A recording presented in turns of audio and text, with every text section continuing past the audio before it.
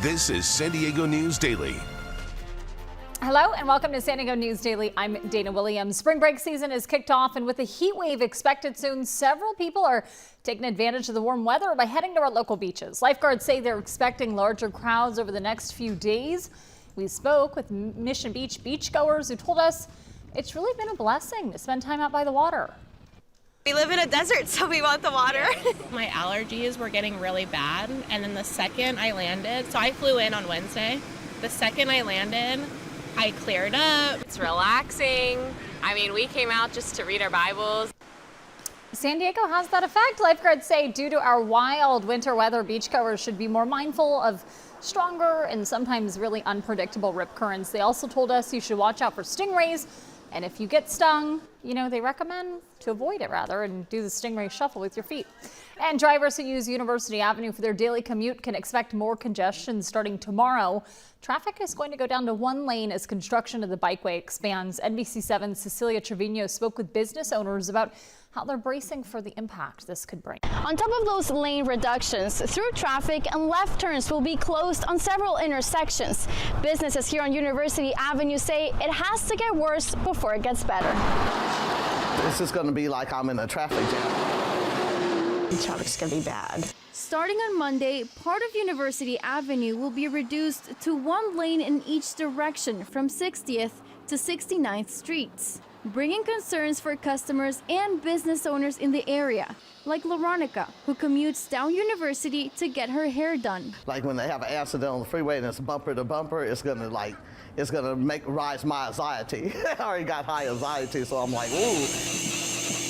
At neighboring VIP Nils, where the owner's been there for over 10 years, she worries the construction will make the neighborhood look unpolished. Just make the city more crowded, just more messy look. Construction comes from the ongoing University Bikeway, including protected intersections to increase safety. However, it is not known when this area of construction will be finished. The challenges with construction, like sometimes you don't know what you're going to find when you dig things up, so sometimes you find utilities that weren't on the plans or marked out anywhere, and you have to deal with it because you accidentally hit it. Or shop owners and customers we spoke to say traffic won't slow down their business. So if you want this, she's worth it. Of course, always.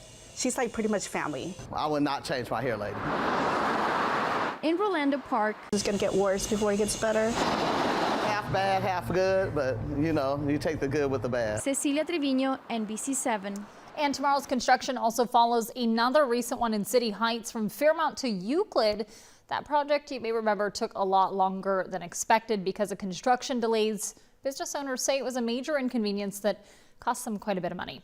And St. Patrick's Day is just a couple of days away, but celebrations already kicked off this weekend at Balboa Park. Thousands of San Diegans came together for the 44th annual St. Patrick's Day Parade and Festival. Bands and other participants paraded up Fifth Avenue to Upas Street and then headed down Laurel to Juniper. It is the largest St. Patrick's Day parade west of the Mississippi. The event is hosted by the Irish Congress of Southern California, who say they really like bringing different community groups together all in one place. This is an event that brings together community members from all over San Diego. So many different types of organizations, so many people, lots of demographics enjoying each other, lots of people who just want to enjoy community. The theme this year was Here, There, Irish Culture Everywhere. Our NBC7 meteorologist Brooke Martell will have a look at your weather, and spoiler alert, there's a lot to talk about right after this. You count on deeper investigations. Why didn't you just let her go? I'm trying to keep our family together. You count on getting a response. You count on a committed team looking out for you. A lot of our small business vendors tell me that you owe them quite a bit of money. In 2 languages. ¿Por qué piensa que ellos no hacen más? You count on results. And they said, you have your money back. And getting answers. Do you still feel let down? it's a slap in the face. This is NBC7 and Telemundo 20 investigates and responds. Only on NBC7 and Telemundo 20. Taking a look at your weather headlines, like Dana mentioned, lots to get to. We have a heat advisory going into effect tomorrow for areas west of the mountains, and then an extreme heat watch at the end of the week for the desert and mountain communities.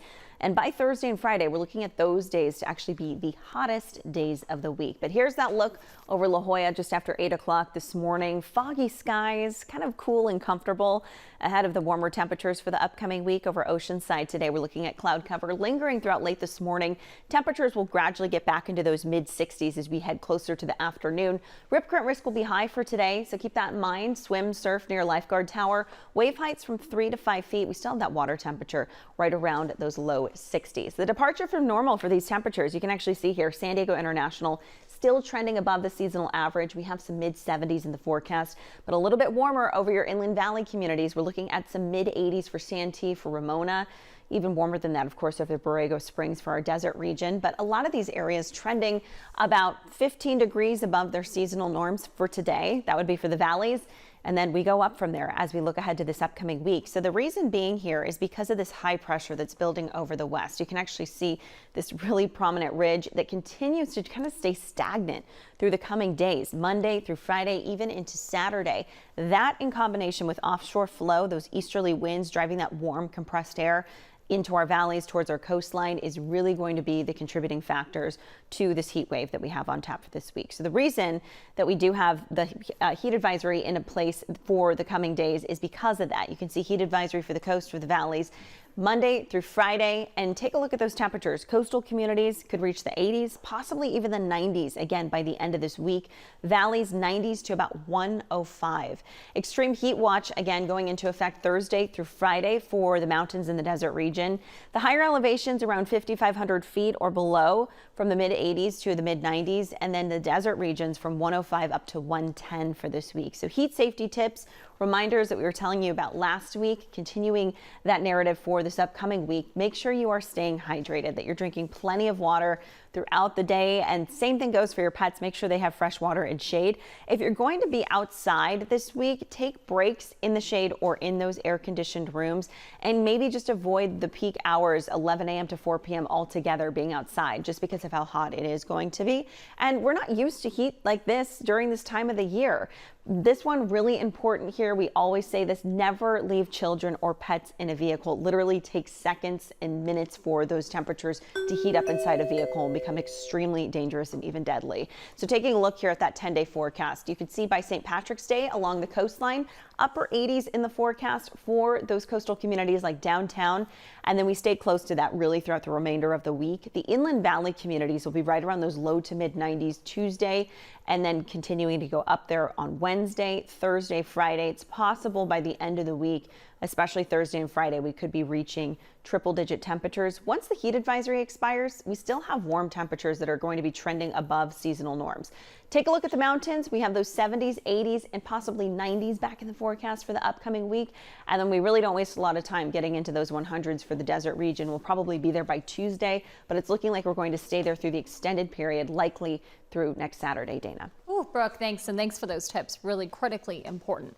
And despite layoffs and a government shutdown, all of California's national parks actually set a visitor record in 2025. According to the National Parks website, the 9 parks attracted nearly 12 million visits last year. That's up more than 800,000 from 2024.